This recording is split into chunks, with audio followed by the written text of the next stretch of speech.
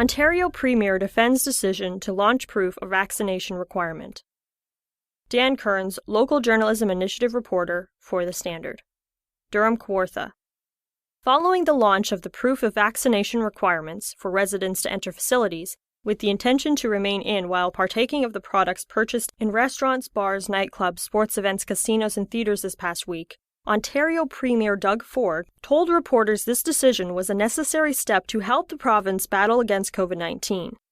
I know many people are concerned about the certificate and what it means for your civil liberties. I know this is a divisive issue, and that's understandable. I want you to know I hear you. Our government understands your concerns. It is no secret I was reluctant to use this tool, Premier Ford explained in a press conference on Wednesday, September 22nd.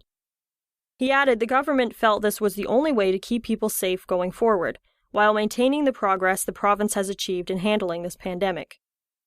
We can't afford to shut down again or experience a sudden surge in cases, like we're seeing in other provinces across the country. I truly believe this tool, these certificates, they're the best chance we have to get through the coming months without having to move backwards. In order to enter these settings with the intention to remain in while partaking of the products purchased, people will have to show a paper or PDF vaccine receipt proving they are fully vaccinated, as well as valid photo identification. However, there are exceptions to this requirement, such as if you are entering to use a washroom, to get to an outdoor area which can only be accessed through an indoor route, to make a retail purchase, to purchase admission, or to place or pick up an order. Next month, in place of the vaccine receipt, the government is launching a personal QR code which people can use if they wish to prove their full vaccination status. Let me be very clear. This is a temporary and exceptional measure, Premier Ford said. We will only use these certificates for as long as they're needed, and not one day longer. Kawartha Lakes recognizing Truth and Reconciliation Day. Dan Kearns, local journalism initiative reporter for The Standard. Kawartha Lakes. The city of Kawartha Lakes is recognizing the newly created National Day for Truth and Reconciliation. At a meeting on Tuesday, September 21st, members of council were wearing orange shirts to commemorate the upcoming Day of Reflection, which is being held in Canada on Thursday, September 30th.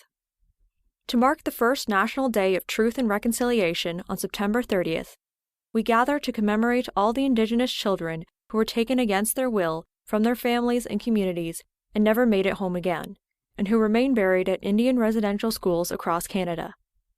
The orange T-shirt and flag are a symbol of the Every Child Matters movement, Mayor Andy Letham explained. Orange Shirt Day has been held on September 30th since 2013, and recently the federal government declared that day to be the National Day for Truth and Reconciliation. All of Canada can join in this day of remembrance and reflection. As we mark the first day of Truth and Reconciliation, we commit to implementing the calls to action and to charting a new path forward, based on building relationships with the First Nations. The first step towards reconciliation is acknowledging the truth of the tragedy, and in walking this new path, we hope to move together towards reconciliation and a better future for all, Mayor Letham said.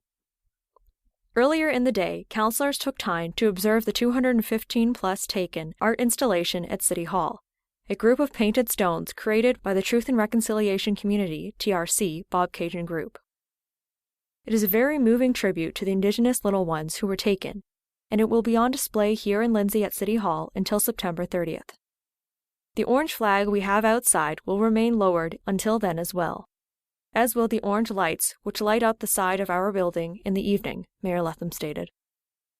The National Day for Truth and Reconciliation is a statutory holiday for federal workers, but the Ontario provincial government recently shared they would not recognize it as a statutory holiday for other residents in the province. Port Perry MoJacks prepare for new season with young team, new coaches. Dan Kearns, local journalism initiative reporter for The Standard. Scugog. Coming off a cancelled 2020-2021 season, the Port Perry MoJacks are returning to the ice with a number of new players, as well as new coaches. Earlier this month, the team announced they had hired Kyle Adams to serve as the next head coach after the team's former coach, Patrick Job, moved on to other opportunities. The team has been here for a long time, and I've heard many good things about the organization. It's kind of a historic organization. I was in Toronto and got the call to see if I was available, and I'm pretty excited to be a Mojack, Mr. Adams told the Standard. Chris Groff will be joining as a new assistant coach. I've coached in the area locally and have been going to the games since I was young. The opportunity came up. I met the general manager a few years ago, Mr. Groff said. A lot of the kids who are playing for me this year I've actually coached. It's nice to see the kids growing up. I'm just getting back into coaching and having fun. Former Mojacs general manager Murray Parliament, who now serves as the team's director of hockey operations, commented on what training camp has been like so far. Camp has been very competitive. The guys are very young, very energetic, and very enthusiastic about playing on the hockey team. We're kind of excited about that. We'll be a young team in our league, but I think most of the other clubs are in the same situation. The team is expecting to only have up to 4 returning players this season from the last time they took to the ice. I think it's exciting. Having a young team is always exciting to watch these players grow and mature, not only as hockey players, but as people as well, Mr. Adams explained. However, he was cautious when talking about his expectations for this season's team.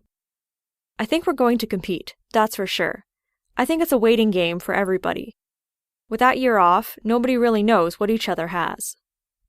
General Manager Tom Parrish said it's been difficult for teams to identify and find talented young players, given the previous hockey stoppage. There's always a challenge when you're not able to scout players. I'm sure teams at all levels feel that. But we were fortunate to have some good contacts before the COVID-19 shortened season. And we kind of followed up with that, he said. Earlier this year, the Provincial Junior Hockey League, PJHL, adopted a mandatory vaccination policy for all players, coaches, trainers, team and league staff, officials, volunteers, and billet families. Mr. Parrish has only had to turn away one player who refused to get the COVID-19 vaccine, and he added there are a couple of players who have been slow to get the vaccine who may miss the first week of the season. However, the majority of players at training camp are already vaccinated. The Mojacs opened their 2021-2022 schedule in Georgina against the Ice on Friday, October 1st, at 7:30 p.m. Their first home game of the season at Scugog Arena will be on Sunday, October 3rd at 2:25 p.m. against the North Kawartha Knights. Kawartha Lakes Council to continue discussing ATV route options for Lindsay area. Dan Kearns, Local Journalism Initiative reporter for The Standard. Kawartha Lakes. City of Kawartha Lakes Council is not finished with discussions about an ATV route around or through Lindsay. Earlier this month, at a committee of the whole meeting, councillors passed a motion not to approve the Lindsay ATV route. Instead, they decided to have the Off-Road Vehicle Use of City Roads Task Force look at bypass options, an ATV route going around Lindsay. One of the suggested options for the task force to consider was creating a bridge crossing at Thunder Bridge Road. But when the motion came to a council meeting for ratification on Tuesday, September 21st, Ward 5 Councillor Pat Dunn moved to send the route back to the task force for bypass options around Lindsay, but removed the first portion of the motion which called for non-approval of the route through Lindsay. According to a recent report from Public Works Director Brian Robinson, the city's communications department held a survey on this issue, which received 1,632 responses.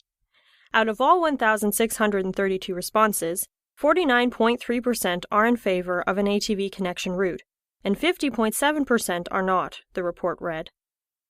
Out of all 1,080 Lindsay responses, 33.6% are in favor of an ATV connection route, and 66.4% are not.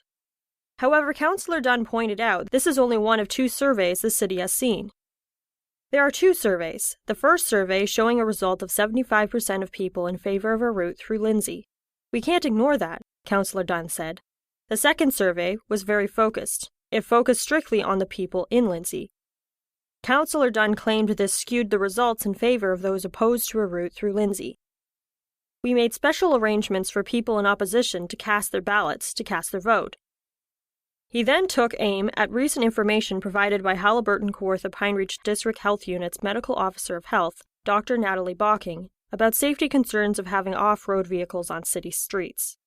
Yes, there are accidents, but when they do their figures, they don't separate between ATVs and dirt bikes.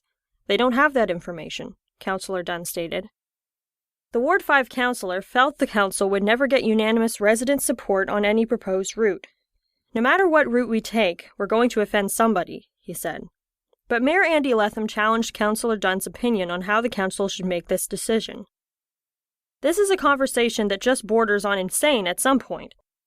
I want to ask you straight up, and I know you'll give me an honest opinion because you always do.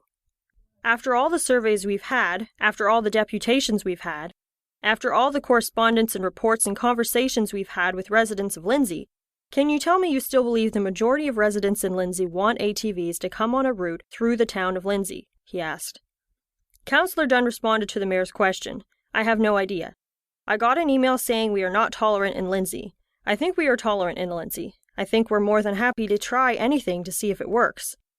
This is a 2-year pilot project, he said. Mayor Letham noted this motion only deals with exploring other options around town. He conceded the issue of a route through Lindsay is still hanging out there, and the council needs to put that to bed one way or another. Councillor Dunn's motion was later passed by council. The Artist Within, Lauren Walker, special to the Standard. Most of you may know my column, Movement for Life. I am proud to introduce my art column called The Artist Within. My thanks to Colleen at the Scugog Standard, who has supported my writing for many years. I created my own Facebook page, https://m.facebook.com/artistwithin86, and a website dedicated to my love of art. I am so excited to share my journey with you. During a particularly hard time in my life, I found art to be my saving grace. The artist within me truly emerged, and I am so grateful it did. I dabbled in art when I was in high school. Back then, I wasn't too serious about it. It wasn't until November of 2020 that I picked up the paintbrush, and I haven't put it down since. I was so excited to win the Kent Farndale Bursary for the Arts this year. It has allowed me to take courses at our local Metaphor Gallery. I completed a Drawing Nature course. I highly recommend in-person courses for any beginner. I was able to design a website for my artwork as well. You can find it at https://theartist-within.weebly.com. My next goal is to apply to the Kent Farndale Gallery at the library. Who knows, maybe next year you'll be visiting my very first show. My work currently hangs at All Fit All Ages Gym. I am a part of the Port Perry Artists Association and am blessed to know such talented individuals. It is a dream come true to be able to make and sell my work. The true purpose of sharing my passion is to encourage you to find yours. I believe there's an artist within each and every one of you. I hope my journey inspires you to start your own. Happy painting! The Standard Podcast was produced by Greenstream Studio for the Standard newspaper.